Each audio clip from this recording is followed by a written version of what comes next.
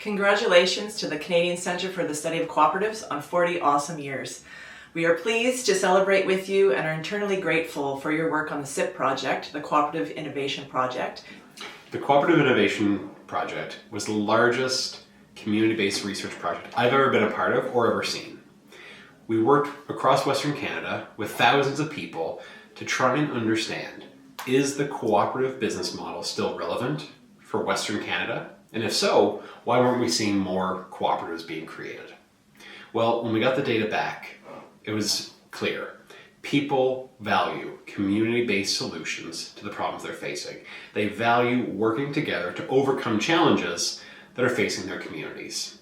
But what we also found was that cooperatives weren't well understood by Western Canadians, especially in rural and Indigenous communities. We found that people knew the cooperative brand, but they didn't know how to apply cooperatives to their everyday challenges, how they could use cooperatives to overcome things like access to healthcare, job creation, business retention, or planning for their aging populations. And the Cooperative Research and the Cooperative Innovation Project recommended the creation of a new organization that could develop the infrastructure and the robust support to create a new generation of cooperative businesses. And that organization was Cooperatives First. The two big findings for the Cooperative Innovation Project was that awareness of cooperatives was lacking, and the support infrastructure for cooperative businesses wasn't really there. And that informed the mission of Cooperatives First.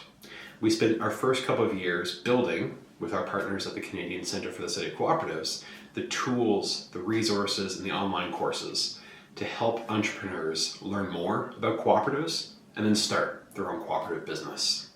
We also took the learnings from the CIP project by talking with co-op developers, by talking with experts in cooperatives and everyday community folks to inform a process for creating new cooperatives that we still use today. 8.5 years later, we've helped create 123 new cooperative businesses, all based off of the findings of the CIP project. It's a critical part of our origin story and it's the foundation on which this organization was built, so thank you for that. Ever since day one, Cooperatives First has had a strong relationship with the Canadian Centre for the Study of Cooperatives. One of our first big projects was the Good Governance Matters online course. We've had over 3,000 co-op leaders take that course, from big credit unions to brand new cooperatives that we've helped create. We've worked together on the Advanced Governance course led by the Canadian Centre for the Study of Co-ops, and we've even worked on the Co-ops in Canada course, which was designed for the Government of Canada as part of Motion M100. Our relationship allows for shared learnings and research to help inform our work on the ground building new cooperatives. We're happy to be here to celebrate this milestone for you and look forward to working with you in the future as we develop governance products and look at what we can do for the sector together. Congratulations.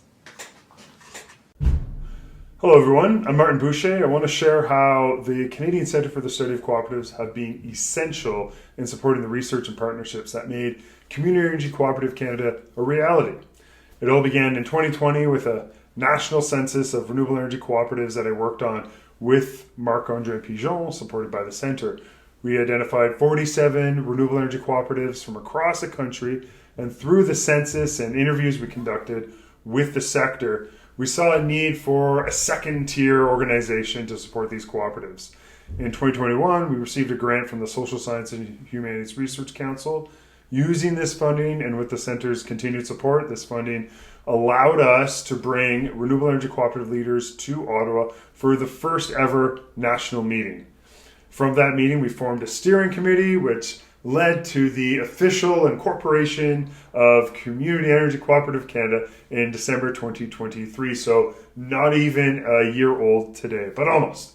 Since then, I've been the board chair, focusing on building the capacity of Community Energy Cooperative Canada to succeed independently and with ongoing support from the Centre.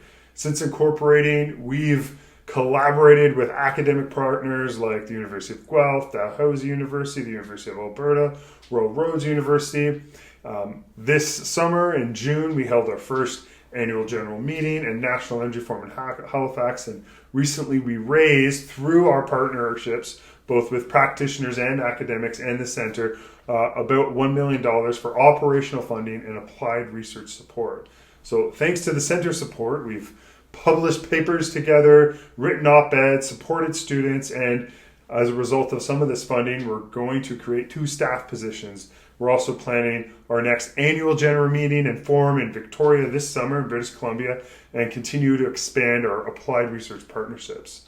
So I think this journey demonstrates the power of connecting research and practice, turning ideas into real benefits for communities across Canada. So I'm deeply grateful for the Canadian Centre for the Study of Cooperatives for their support in every step of this journey, which all started with an initial census of renewable energy cooperatives. So a simple research project that turned into something much bigger and much more impactful than I think even we could have imagined. So thank you.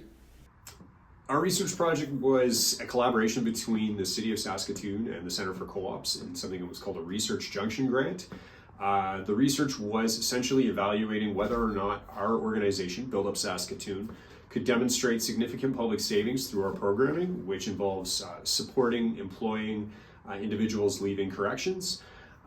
They use both a quantitative and a qualitative method involving interviews with our team, as well as developing a methodology behind the scenes to evaluate our social return on investment. The findings from our research in collaboration with the Centre for Co-ops demonstrated that our operations, as we were developing them, in fact did show social return on investment and savings to the taxpayer. We're able to use some of those findings in our conversations with both governmental partners as well as private sector partners to encourage continued support for our operation, both through funding as well as through client relationships. We believe fundamentally that every individual that we're able to prevent from returning to a criminal lifestyle and for whom we can provide an opportunity is not only beneficial to the individual but also to the community at large. So we're grateful to the Centre for Co-ops for providing us with the ammunition we need for convincing some of our stakeholders to work with us as we move forward.